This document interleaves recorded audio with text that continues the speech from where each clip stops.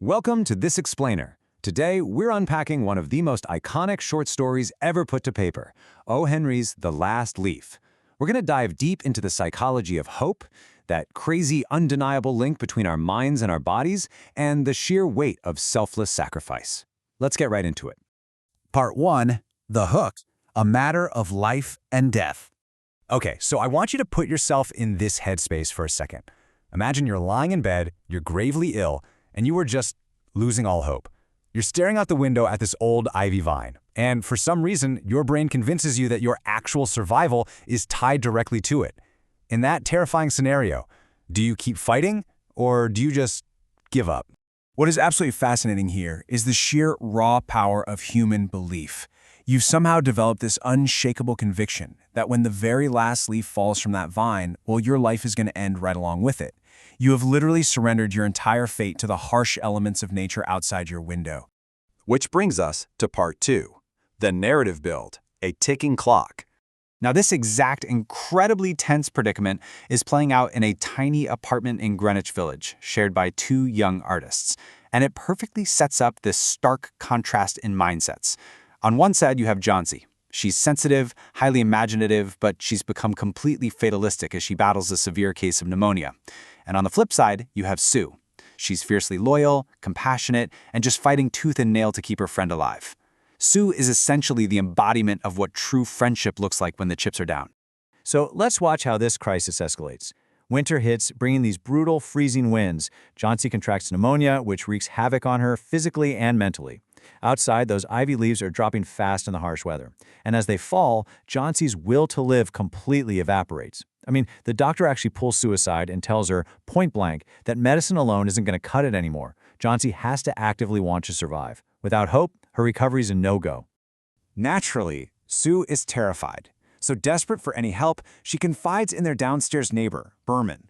Now, Berman is this kind-hearted, but let's be honest, pretty unsuccessful elderly painter. He has spent his entire life dreaming of creating his quote-unquote masterpiece. That one great, outstanding work of art that defines an artist. But despite his big heart and grand dreams, he's never really tasted fame, and he certainly hasn't painted that elusive masterpiece. Part 3, the climax, surviving the storm.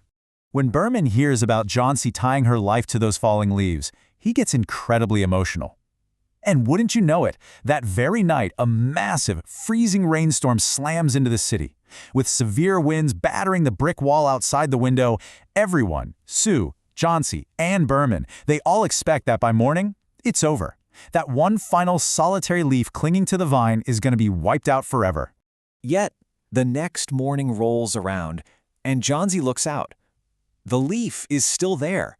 Unbelievably, even after a second brutal storm the following night, she wakes up to find that lone leaf has miraculously held on. And, it forces her and us to ask, how on earth did a fragile little leaf survive such a violent beating? This is where we hit the crucial psychological shift. Seeing that leaf's crazy resilience sparks a huge realization for Johnsy. She essentially thinks, wow, if that tiny leaf can endure that storm, I can absolutely fight this illness. It's a total game changer. Her attitude flips, her hope rushes back, and because her mindset shifts, she finally starts eating and talking again. Her physical recovery follows right on the heels of her newfound mental strength. But, and here is the gut punch. Once Johnsy is steadily improving and out of the woods, Sue sits her down and reveals a completely shattering twist. It was never real. The leaf Johnsy had been staring at all that time, the one that braved the freezing winds and gave her the courage to live, it wasn't an actual ivy leaf at all. Leading us to Part 4, the impact, the true masterpiece. It turns out, during that first brutal storm, old Berman had quietly sneaked out into the freezing rain to paint a perfect, unmoving leaf directly onto the brick wall. And it sets up this beautiful, tragic ripple effect. His action of painting in the freezing cold generated the hope that literally saved Johnsy's life. But, heartbreakingly, the exposure caused Berman to catch severe pneumonia, and he passed away shortly after.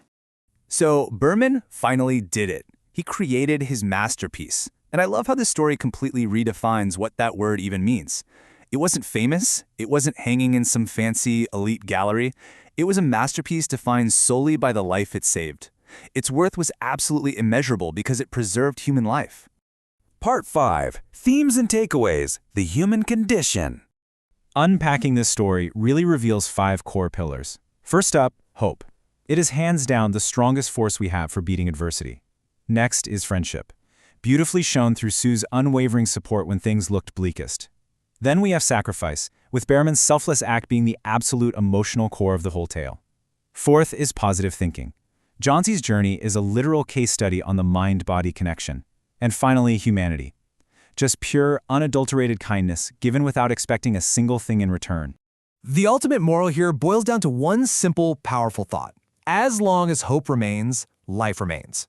It proves that hope can weather the most devastating storms we face. And honestly, it reminds us that even the smallest, most selfless acts, like just painting a single green leaf on a dark wall, have the absolute power to completely rewrite someone's future. So I want to leave you with this to chew on. When you're facing down your own personal winter storms, what is the source of your resilience? Like, what is the painted leaf in your life that keeps you fighting? And maybe, just maybe, could you be the one to paint a masterpiece of hope for someone else?